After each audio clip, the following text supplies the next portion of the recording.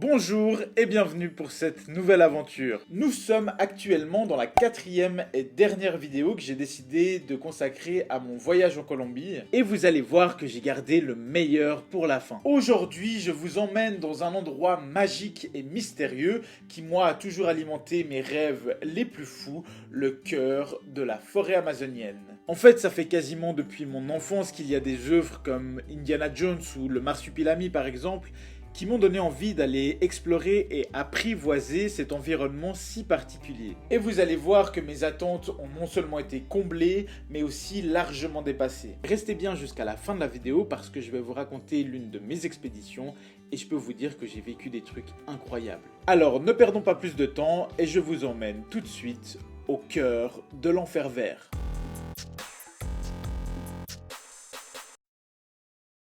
Bon, déjà il faut savoir que, à ma connaissance, il n'y a qu'une seule destination en Colombie qui est suffisamment sûre et suffisamment accessible pour les gens qui souhaitent découvrir la forêt amazonienne. Il s'agit de la ville de Leticia qui n'est accessible que par avion. Pour rejoindre Leticia, des vols partent de Bogota ou de Medellín à peu près tous les jours et ils devraient vous coûter entre 30 et 100 $. Au total, la forêt amazonienne recouvre environ un tiers du territoire colombien.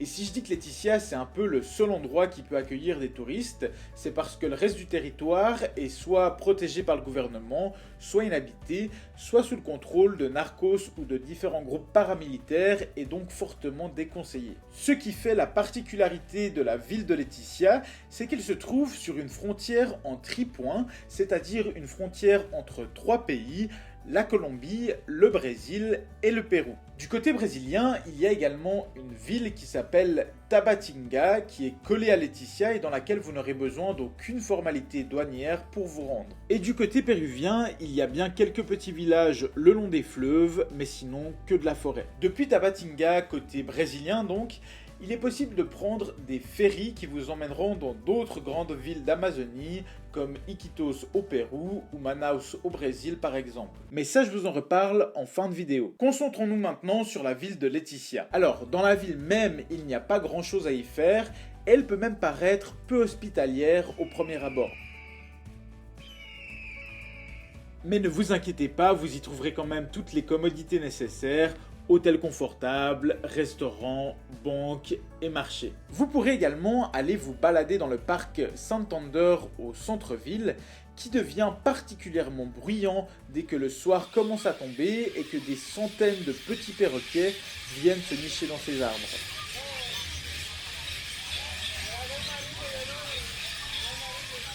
Et tant qu'à faire, profitez d'être au centre-ville pour aller déguster vos premières spécialités amazoniennes ou alors organiser votre prochaine expédition. Important à savoir aussi à Leticia, c'est que le réseau internet est quasiment inexistant et que les Wi-Fi sont catastrophiques. Votre téléphone ne vous servira donc principalement qu'à prendre des photos. S'il n'y a pas grand chose à faire à Leticia, c'est bien évidemment parce que ces richesses touristiques se trouvent dans la forêt à l'extérieur de la ville. Et il vous faudra donc bien souvent passer par un tour opérateur pour organiser vos expéditions. Il y a à Leticia de nombreuses agences de tourisme et également certains hôtels qui proposent des tours. N'hésitez donc pas à en visiter plusieurs pour trouver la formule qui vous conviendra le mieux. En fait, chacun vous proposera ses propres packages avec ses propres tarifs et donc il y a un peu à boire et à manger. Cela demande donc un peu d'investissement pour trouver les meilleurs plans, mais ce qui est bien c'est que du coup c'est facile d'organiser des choses sur mesure. Mon conseil personnel, c'est de favoriser les agences qui mettent en avant le fait de travailler avec des guides issus des communautés locales et de vous mettre en petits groupes de 5-6 personnes si vous voulez payer moins cher. Et je vous propose tout de suite de faire un peu le tour de ce que l'on risque de vous proposer. Et on commence tout de suite avec les activités d'une journée.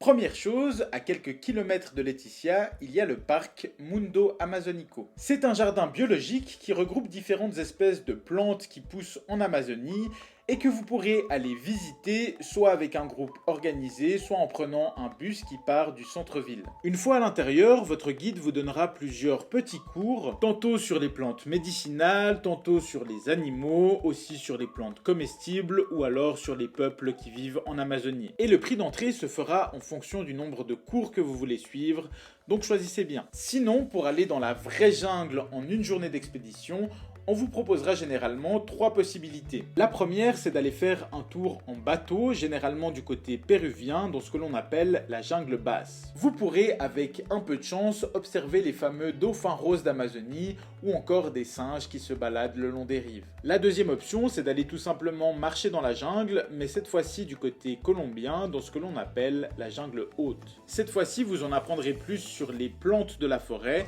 et vous pourriez même goûter quelques fruits inconnus tombés des arbres.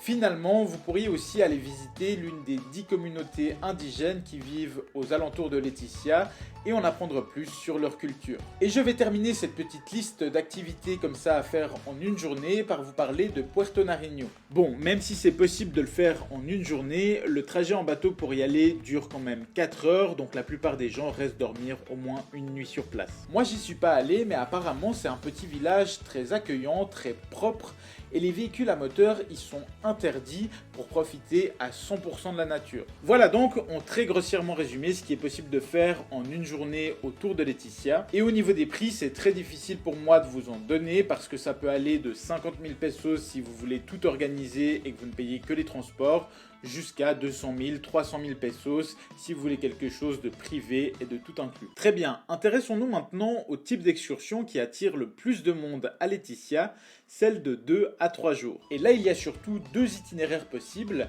c'est soit 3 jours en bateau sur les rivières, soit 3 jours de marche à travers la forêt. Comme pour les excursions d'une journée, les parcours en bateau se font dans la jungle basse péruvienne et les trajets à pied se font dans la jungle haute de Colombie. Et si on fait la différence entre les deux, c'est juste pour une histoire d'altitude et que du coup il n'y a pas exactement la même végétation. De mon côté, j'ai décidé de faire le trajet de 3 jours en bateau et je me propose tout de suite de vous raconter mon expérience.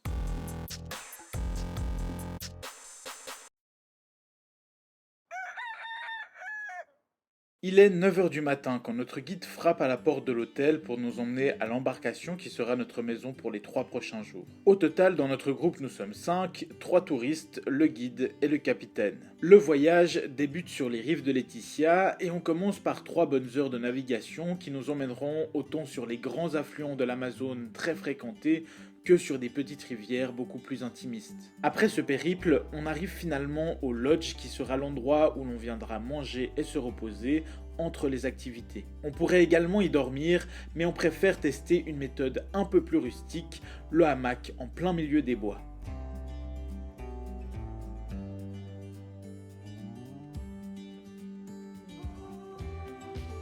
Une fois le campement monté, on reprend le bateau et on part à la recherche des fameux dauphins roses et gris d'Amazonie. On arrivera à en observer quelques-uns de loin, mais c'est surtout les mythes qui entourent cet animal et que nous racontera notre guide qui m'ont marqué. En fait, d'après les légendes, ce mammifère aurait le pouvoir de prendre forme humaine et de se rendre dans les villages à la recherche de ses victimes. Son objectif, séduire et attirer les hommes et les femmes les plus naïfs au fond du lit de la rivière pour les dévorer. Dans le doute, on garde nos distances et on les observe de loin. La journée se termine finalement dans la jungle, autour d'un feu de camp, à écouter notre guide nous raconter d'autres légendes qui entourent les habitants de cette forêt. Le second jour, on part dès le matin pour un trek de quelques heures à travers la jungle. Notre guide nous montre quelques plantes qui sont utilisées pour la médecine et malheureusement, à part les moustiques, nous ne verrons aucun animal. Sur le chemin du retour, on s'arrête pour pêcher quelques piranhas qui seront notre souper. Ce petit poisson carnivore ne s'attaque pas vraiment à l'homme, mais plutôt à des proies de petite taille et je dois dire qu'il est assez bon à manger. Une fois de retour au lodge, on prend le temps de se détendre un peu et de profiter de la rivière.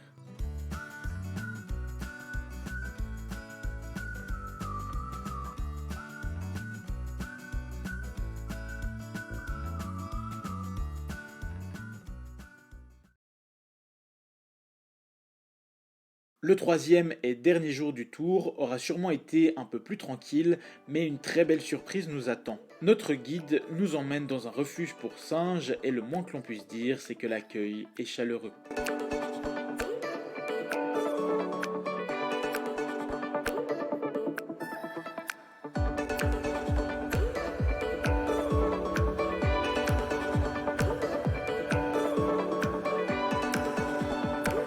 Les propriétaires de ce petit oasis se sont donné pour mission d'aller racheter des singes qui sont capturés par les chasseurs des différentes communautés qui vivent dans la région et de leur offrir ensuite une vie nouvelle dans le sanctuaire. Ils sont totalement libres et peuvent retourner dans la jungle quand ils le souhaitent. D'ailleurs, quand on y était, la plupart d'entre eux avaient décidé de prendre un peu de vacances dans la forêt et il ne restait sur place que 3 singes araignées, un capucin, un singe écureuil et 2 singes laineux. Quand ils sont dans les parages, il peut y avoir jusqu'à une trentaine d'individus et notamment un paresseux.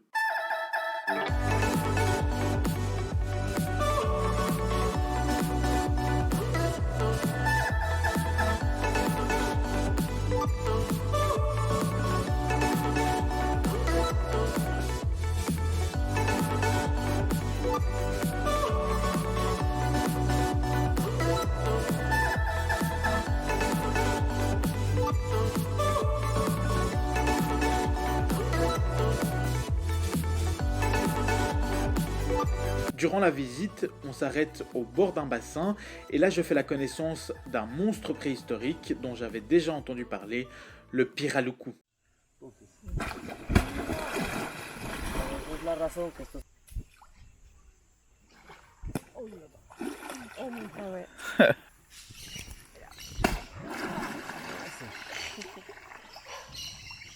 En fait, le Piralucu, c'est la plus grande espèce de poisson d'eau douce au monde et elle peut mesurer jusqu'à 4 mètres et peser 200 kg. Il est surtout élevé pour sa viande et le moins que l'on puisse dire, c'est qu'il y a de quoi manger. Et pour me prouver qu'ils ne sont absolument pas dangereux, mon guide me propose d'aller patauger avec eux.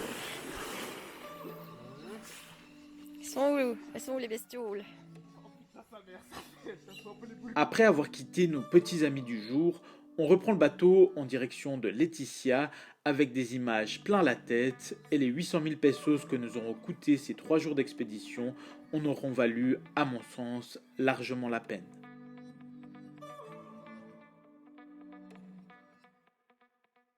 Ces 3 jours d'expédition auront été une aventure merveilleuse pour moi, même si je trouvais que parfois c'était un peu trop organisé et que globalement on passait beaucoup de temps à se prélasser sur le bateau. J'avais le sentiment de n'avoir pas encore complètement réalisé mon rêve d'Amazonie, il m'en fallait plus et puis je n'avais toujours pas découvert la forêt haute de Colombie. Voilà pourquoi dès mon retour à Leticia, j'ai décidé de m'offrir un tour non pas de 3 jours mais de 5 jours en immersion totale dans la forêt avec pour objectif d'apprendre la survie dans ce milieu. Alors, il faut savoir qu'à partir de 5 jours, vous pourrez complètement personnaliser votre aventure.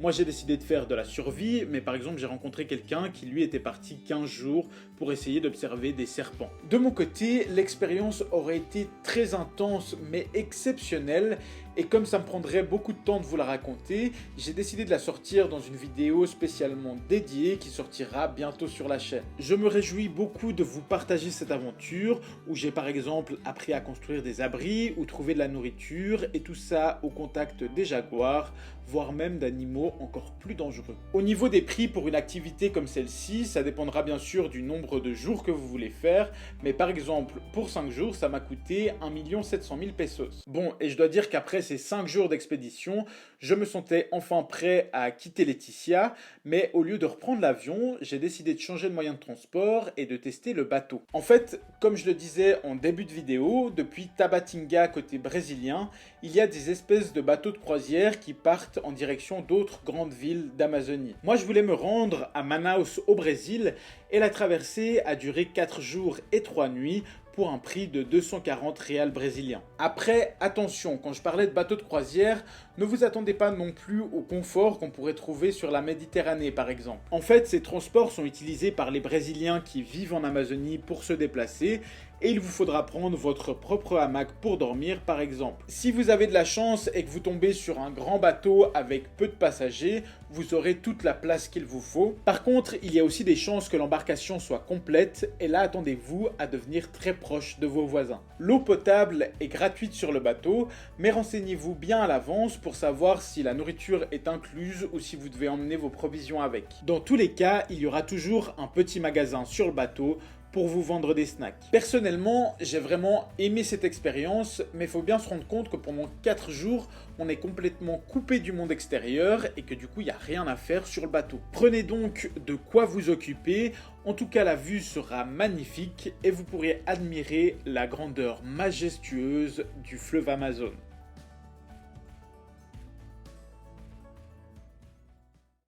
Après, sachez quand même que si le manque de confort vous fait un peu peur et si vous êtes prêt à mettre le prix, il y a des cabines sur le bateau et j'ai même entendu parler de bateaux rapides qui feraient le trajet en 2 jours. Moi, il faut croire que ça ne m'a pas suffi parce que après Manaus, j'ai décidé de reprendre un bateau pendant 4 jours et 3 nuits pour me rendre en direction de Belém, l'endroit où le fleuve Amazon se jette dans l'océan Atlantique. Et j'ai ensuite continué comme ça mon voyage au Brésil, mais ça, ce sera pour une prochaine aventure. En attendant, ne loupez pas la prochaine vidéo où je vous raconterai mon stage de 5 jours de survie en Amazonie. Vous pouvez aussi aller voir toutes les autres vidéos que j'ai sorties sur la Colombie si ce n'est pas encore fait. Si celle-ci vous a plu, n'hésitez pas à vous abonner à cette chaîne et à me laisser un message dans les commentaires pour me partager vos expériences. Moi je vous dis à bientôt pour une nouvelle aventure.